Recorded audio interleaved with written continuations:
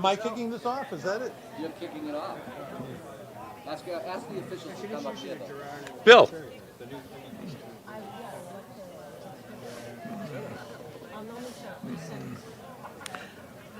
What am I doing? They just want to get you to get everybody together and get the.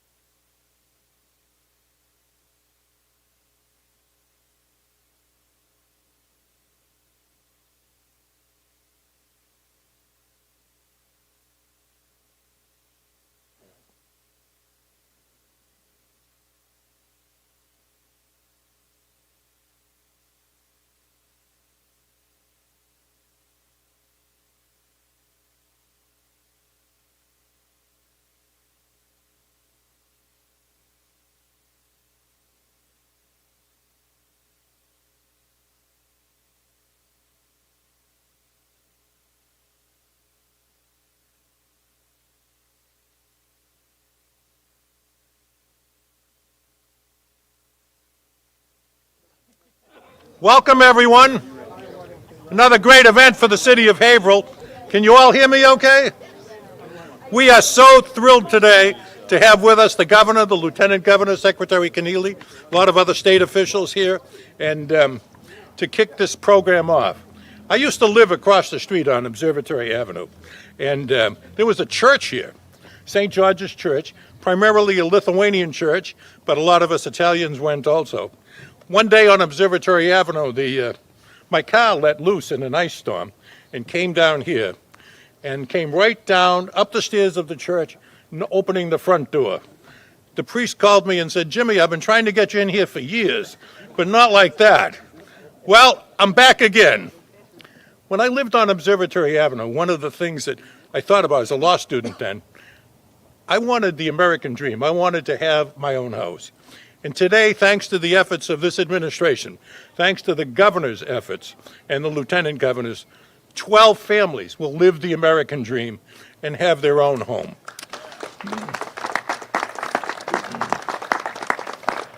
We're proud to support this as a city with $450,000 of our home funds and CDBG money, but primarily it's been the governor's efforts that have driven this new housing here and all throughout the state. All throughout the state, we have an incredible shortage of housing everywhere we go. And sadly, housing is a controversial issue. Wherever it's built and however it's built, it's controversial. One person has taken this issue on, fought it tooth and nail, and brought it to a head with the Housing Choice Bill with millions and millions of dollars that have gone into producing new housing here in Massachusetts. It's my great honor to introduce that person today, a great champion of affordable housing, a great champion of housing for our citizens, our Governor, Charlie Baker.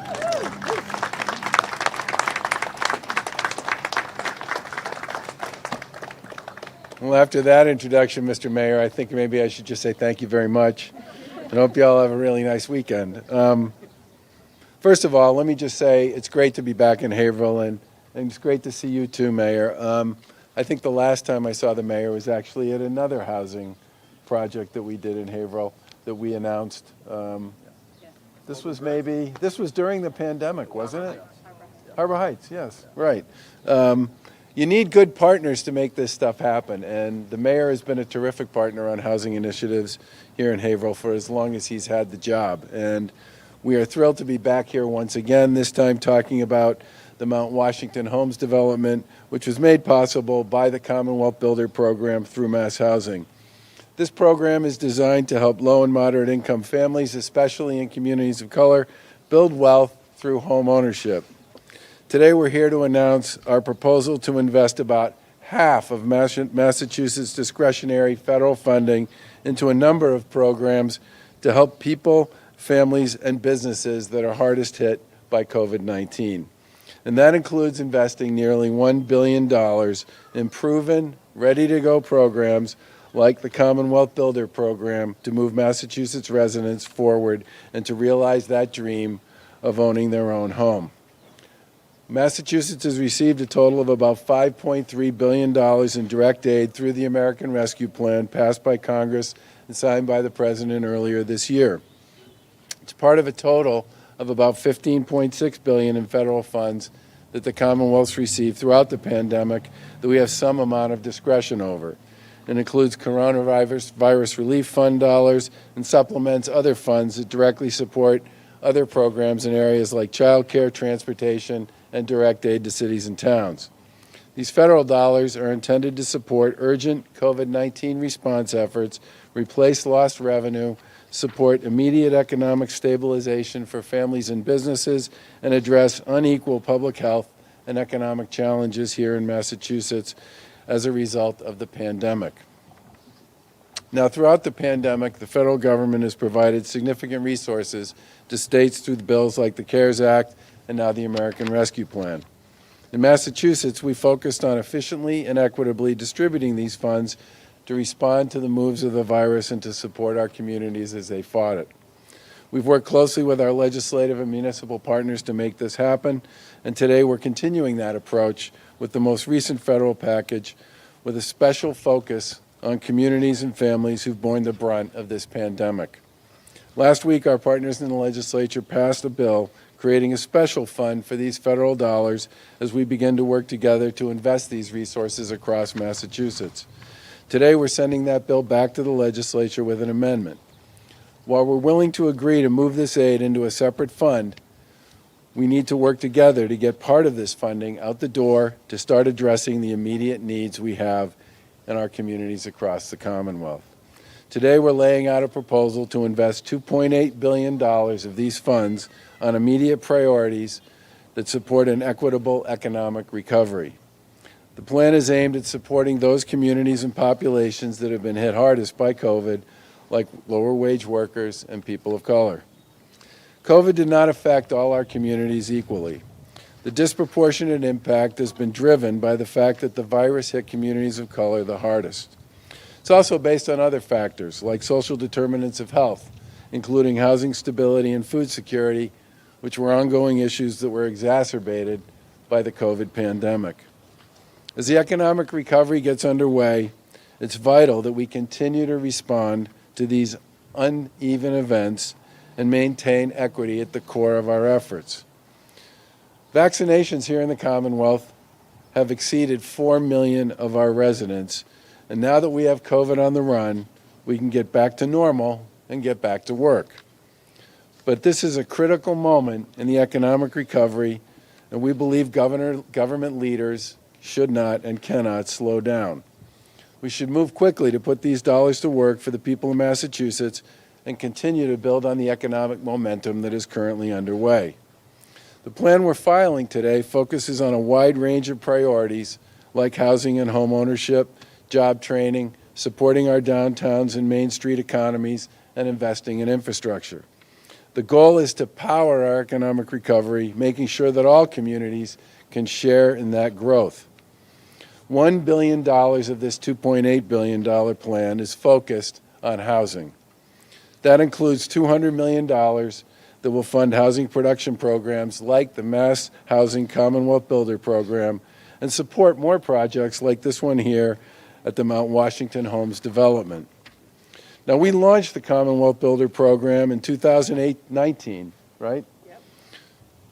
It's been 2 years? Kidding. As a way to promote home ownership in lower income communities, and in particular in communities of color. Now, for decades, the federal government has run a variety of home ownership programs and wealth building programs in housing. And for the most part, people of color have either been directly or indirectly excluded from participating in these programs. That has a lot to do with the difference in wealth between whites and people of color in this country. We have an opportunity to do something about that, and we should do it with this funding, and we should do it now. One of the best and most effective ways you can build wealth in this country is through home ownership. And the data has shown time and time again that people of color have not had the same access to federal programs that whites have had. That's why we're planning to invest $300 million in a home ownership program that's directed at those communities of color that were most disproportionately affected by the COVID pandemic. This has come out of conversations we've had with our friends in the Black and Latino Legislative Caucus now for over a year, and it's why we put the Commonwealth Builder Program together in the first place and funded it originally with the proceeds from the sale of the GE site. Chrystal, Kornegay, and the team at MassHousing have hit the ground running on that, supporting housing production programs across the state that prioritize home ownership programs for these communities. We will also plan to propose, or we are proposing, that we put another $200 million directly into the Commonwealth Builders Program so that they can expand on the work that they've begun at the same time they build additional capacity to make it possible for future home ownership opportunities in communities of color, and again, those that have been hit hardest by the pandemic. We're also proposing funding to support the creation of more rental housing and housing specifically geared towards supporting seniors and veterans that come with other supportive services. In a moment, Housing Secretary Mike Kennealy and Chrystal will talk a bit more about these housing programs and the additional impact that they can have on them with these new federal funds. Our plan for these federal dollars also includes several other components, such as $240 million to fund a suite of job training programs and address many of the skills gaps that people have so that we can better position our residents who want to be hired into jobs that businesses have that need to be filled. $250 million to help revitalize downtowns throughout Massachusetts. These resources would provide grant funds to municipalities and other organizations for a range of projects that promote our downtowns and Main Street economies. Another $100 million to fund a more targeted and focused effort to encourage economic growth and development in disproportionately impacted communities, and $100 million to help close the digital divide by creating broadband internet access, helping to promote workforce development and economic growth. Everybody knows the pandemic has been especially hard on people with behavioral health and addiction issues. We are also proposing $175 million to expand addiction treatment and related behavioral health services because the crisis has had such a profound impact on people who are dealing with those issues. We also propose $400 million to fund grants for water and sewer infrastructure, such as on the Merrimack River, where I need to tell no one here today, we desperately need those funds to clean up those water and sewer overflow issues. In addition to that, we're also proposing $300 million for environmental infrastructure, like culverts and dams, as all communities, and particularly environmental justice communities, deal with the impacts of climate change. Now, through these and other investments, this $2.8 billion plan will jumpstart our recovery, and it keeps the focus where it needs to be on the families and communities that have been hardest hit by the virus and by the pandemic. We look forward to working with our colleagues in the legislature to invest these important priorities using these federal funds, but it's critical that we get to work on this now.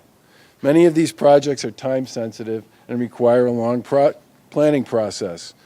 Others are projects and initiatives that I think everybody should agree and would agree need to happen today. Job training and skill building is something that people need today, and we think it's critically important that we start putting those resources to work today. The remainder of the federal funds, there's still another $2.3 billion, would remain in the account that was established by the legislature to be debated, discussed, and eventually distributed in the months and years ahead.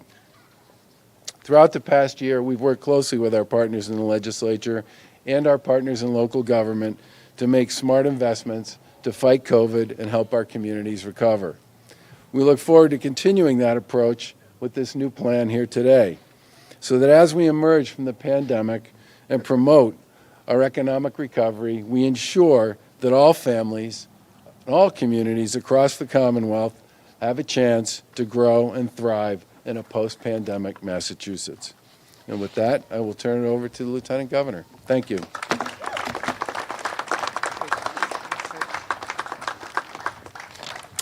Good afternoon, everyone. It is glorious out. It's great to see you here in the great city of Haverhill, and it's really nice to see you, Mayor, in person.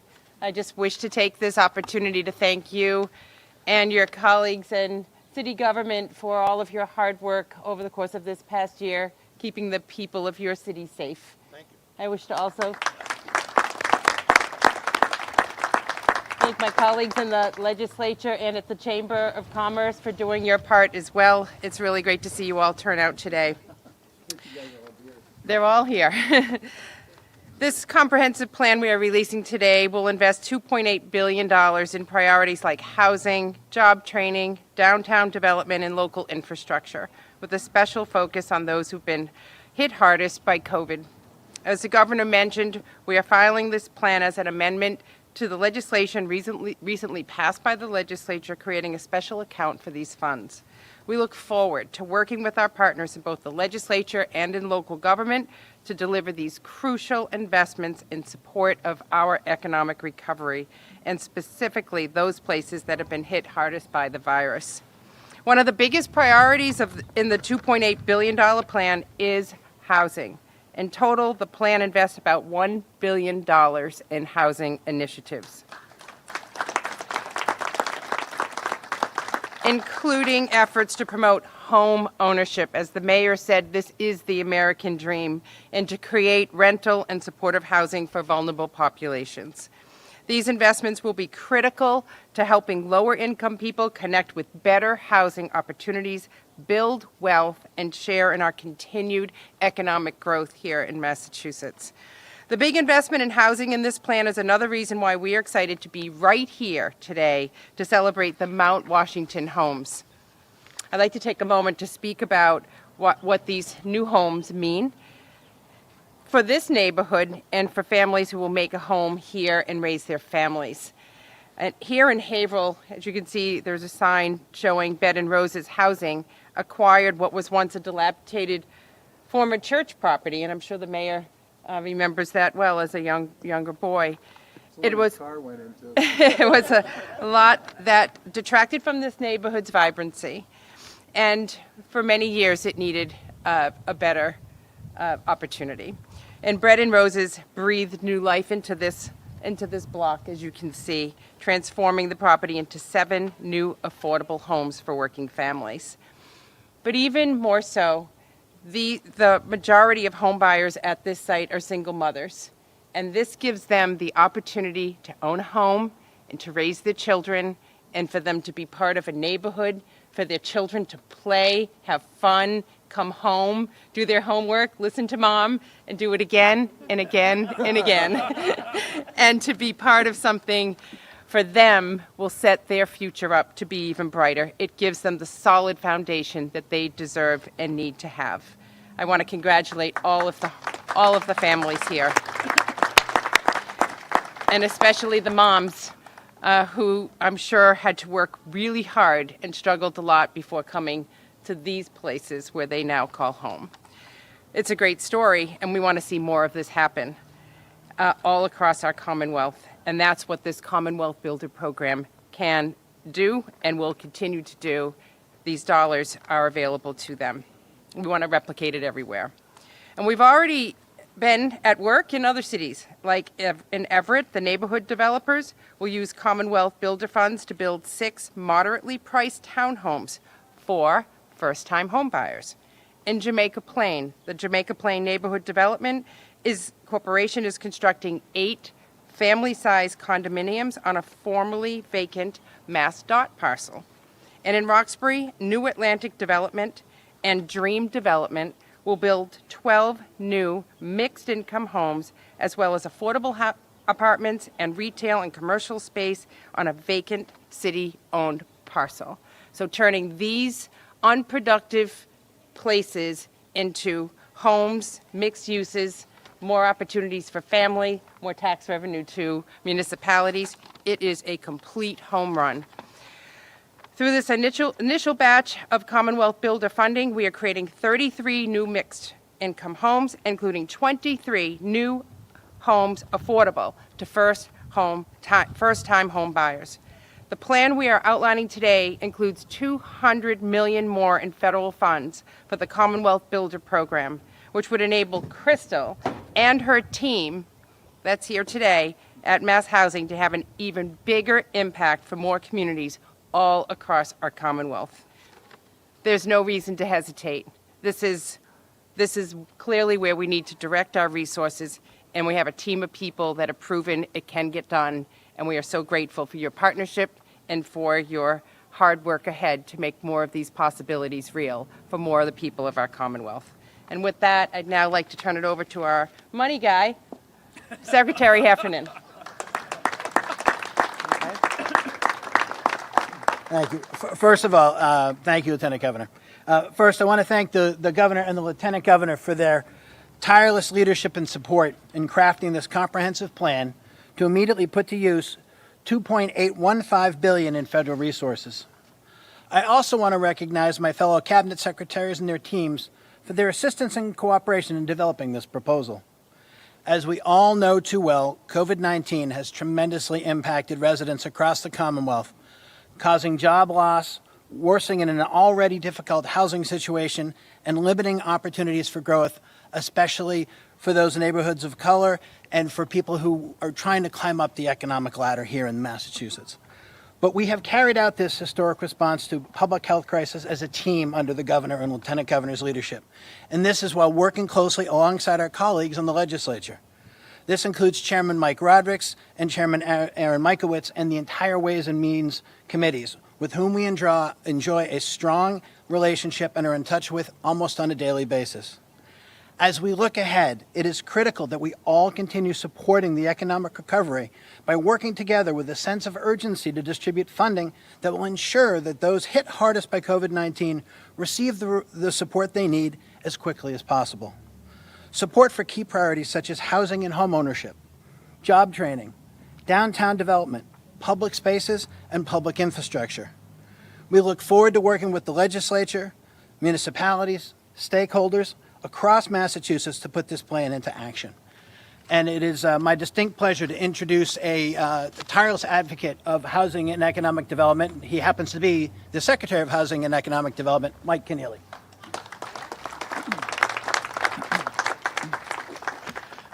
Thank you, Secretary. It's great to be here with all of you today, with our partners in government, the mayor, our legislative partners. It's great for me to be here with my partners in housing, Chrystal, Jennifer Maddox, Karen Bresnahan, Kate Racer from DHCD. Haven't seen you guys in a really long time in person. Great to be here. You know, it was about 2 years ago, Kate took me on this tour of affordable housing across the state. And we did, Kate, we did 8 days, 17 cities and towns, 28 developments. We went and we saw the work up close. And we saw these incredible developments for seniors and veterans and the homeless. We saw developments in downtowns and near public transit. We saw housing with services that becomes a real asset in their communities. And we were joined by all of our partners who do this work. I always say that affordable housing is like the ultimate team sport. There's so many people involved in getting this stuff done. And every place we went, all these developments are a little bit different size and shape, different places. But the message was the same every place we went, which is we want to do more. Can you help us do more? Now, doing more in housing has been a key principle, a key area of focus since the start of the administration. It's why the governor signed a $1.8 billion housing bond bill 3 years ago, the biggest housing bill in the history of the state. It's why we've invested $1.4 billion to create 20,000 affordable units in Massachusetts. It's why we've created about 15,000 other units through MassWorks and our other capital programs. It's why we created the Commonwealth Builder Program with Chrystal and her team. It's why we have new capital programs in our economic development bill for transit-oriented and climate-resilient housing. And it's why, of course, we pushed so hard to get housing choice done, the most significant zoning reform in 50 years, which will free up production of all kinds of housing all across the state. And so what does $1 billion in housing mean? It means a lot more. It means a lot more of all these things. It means more home ownership opportunities for people of color and first-time home buyers. It means more affordable rental housing for our workers and their families. It means more supportive housing for our veterans and seniors. It means more of all the things we want, all the things we need to create the kind of robust, inclusive economy and state we all want to see. This is really important stuff. $1 billion for housing is a really big deal.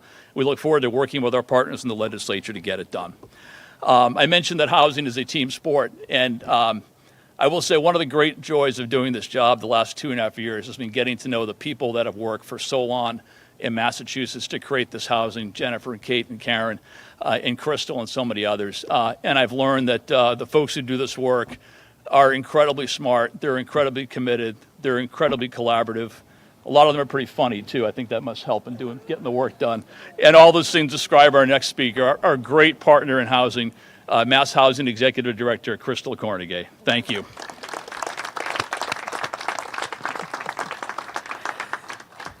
Good afternoon. I'm so excited to be outside. The good thing about this event and going at this pace is like, because they've already said all the good stuff, right? And so the important stuff has been said. I will say a couple of things though. Want to reiterate the DHCD partners. Like people say, Chrystal, it's like I don't do this on my own. I just get to go up to the mic, and so. Partners at DHCD, also the staff at MassHousing, Nancy McDonald, Paul McMurrow, and others who aren't here at the moment. Thank you very much for all the work that's gone into doing this. But this clearly is a result of a vision, as the governor described before, of the Black and Latino Caucus and the Baker administration, and really acknowledging that there was something that government did to create a sort of an environment in which a group of people could not succeed as easily as others. And the governor and his team were just like, we're not going to do this, right? And so, and then when there was federal money, the governor and his team said, well, let's juice that, right? And like see if over a period of time we can make investments in communities, particularly after this pandemic, who have been sort of hardest hit. Like, can we make an investment in these communities and make sure that should this happen again in the next, century or whatever, the decade or whatever, that we can position people to be better able to deal with the crisis, right? The other thing about housing is like, it's housing, right? Like those of us who do it is like, we're housing, we're housers. It's like we got a whole acronym, we talk to each other in the language, and but what the pandemic did was show us how fundamental housing is, how crucial it is in terms of dealing with worldwide kinds of and systemic kinds of challenges related to all of us. So want to thank the governor, lieutenant governor, the team, the legislature. None of this happens on our own. We're here in Haverhill, as others have said, because of the mayor and the city council to welcoming us, to being here. And we look forward to, to having an event like this at least once a month. Over the next, we could do this once a month, right? If everybody gets in together, we could do this once a month. So I want to say to the new homeowners, welcome home. And I wanna thank you all for being here with us, and please carry the message forward and let people know that we're open for business and we're ready to make change. I don't know who I'm supposed to introduce next, so can someone give me a little key? Like, what do we got? What do we got? Yesenia! Oh my God! How could I do that? Come on, you gotta help me. I'm sorry, sweetheart. Like, you know, I'm sorry. Thank you so much for your work. Thank you for your work. Well, thank you and welcome to our Mount Washington Homeownership Project. My name is Yesenia Gill. I'm the Executive Director of Bread and Roses Housing. And I'm often asked to speak about the impact the homes we build through our community land trust have on the families that we serve. My response usually includes data points like the low home ownership rates in the communities we serve. It is less than 30% in this neighborhood compared to 80% or higher in other parts of the city. I speak about the reduction in monthly housing costs a family realizes when they transition from rental housing to our homeownership program, and that's $275 in average monthly savings for this project. I also mention well-regarded studies that link positive outcomes in health and academic achievement in children that are stably housed, homeownership in particular. However, I cannot truly capture the impact on each household because each family arrived at the American dream from a different path. So today, I will let Rosa tell you how this opportunity has impacted her life. These are her words. During these difficult times and in the middle of a pandemic, it was nearly impossible for me, a single mom of 2 kids, to become a homeowner. Despite all the obstacles that came in between my goal and my dream, I never gave up. I tried until I succeeded. Thanks to Bread and Roses Housing, my kids and I have a place to call home, our very own place. This has made a huge impact in our family. I no longer have to worry about a rent increase. I can offer my kids more stability. And with the affordable monthly mortgage payment, I am able to increase my savings and have a better chance to increase my kids' college fund. I will forever be grateful for this great opportunity that Bread and Roses Housing has given me. Thank you for giving us this once-in-a-lifetime opportunity. I have no words to express my gratitude. Thank you to the contractors for building these beautiful homes. Your hard work does not go unnoticed. Thank you to Rosa for sharing her story and to all the families in our community land trust. Abrazos or hugs to our board of directors and our GC partner, Levis Companies.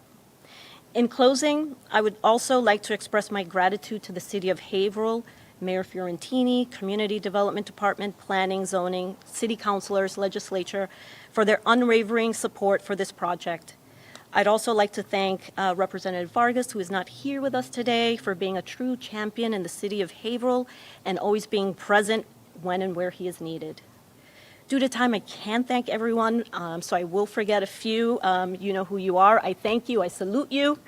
Finally, a heartfelt thank you to Governor Baker, Lieutenant Governor Chrystal Kornegay from MassHousing for investing Commonwealth Builder funds in our project. We are thankful for the opportunity to support the Commonwealth's goal of creating 135,000 new housing units by 2025, and hopeful that Bread and Roses Housing has demonstrated that small, nonprofit community land trusts have the capacity to deliver quality, affordable housing. Thank you.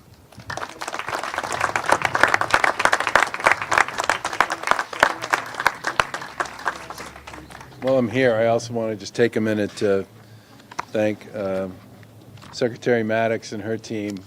It's the first time I've seen you in person, I think, in over a year, Jennifer, but the Lieutenant Governor and I and others on your team and our team have been on the phone every single week, managing our way through that eviction diversion initiative that we worked with our colleagues in the legislature to set up. And the interesting thing about it is the federal government put significant resources out in the most recent federal legislation that was targeted directly to rental assistance. And there are a lot of states out there that are still trying to figure out how to put that money to work because they didn't have a community-based and state-based infrastructure in place to actually get it done. And we've been building and implementing our program now since last fall. And as a result, we have been able to put literally hundreds of millions of dollars out to support tenants and landlords over the course of the past 6 or 7 months, and are far better positioned to make sure that if it turns out that some states can't spend the money that they've gotten, Massachusetts will be happy to take what they have left and spend it on behalf of the people here in the Commonwealth. So, Jen, I just want to say you folks have worked really hard this year to keep people in their homes, and I want to thank you for that.